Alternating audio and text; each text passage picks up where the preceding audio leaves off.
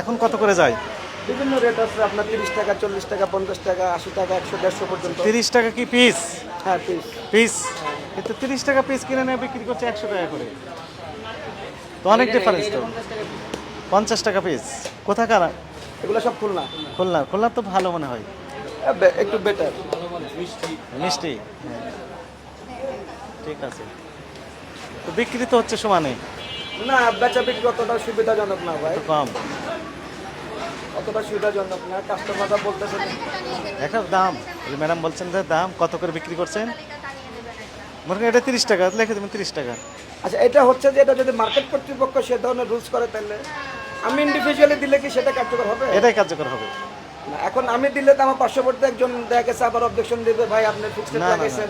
এই যে অবজেকশন দিবে এটা না, আর মূলত বিষয় হচ্ছে ভাই ফিক্সডটা কাঁচামালের ক্ষেত্রে ফিক্সডটা খুবই টাফ, কারণ হচ্ছে এগুলো মাল হচ্ছে ওরা আনে কিনে, আজকে কিনছে ওরা 20 টাকা, কালকে কিনবে 30 টাকা, তো হচ্ছে যে ফিক্সডটা তো রাখা পসিবল না।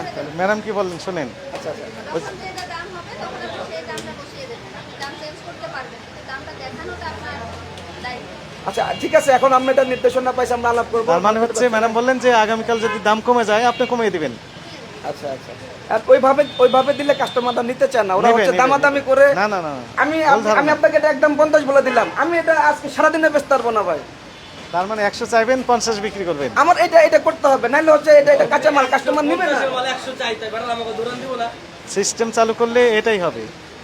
এখন এটা যদি এটাই। আপনারা পুরোটা হচ্ছে সেন্ট্রালাইজ করেন তাহলে হচ্ছে হ্যাঁ, হয়তো সবাইকে তো একই কথা বলা হচ্ছে বারবার। জি আচ্ছা আচ্ছা, ফিক্সড প্রাইস থাকবে, এর চেয়ে কম নিতে পারবেন, বেশি নিতে পারবেন না।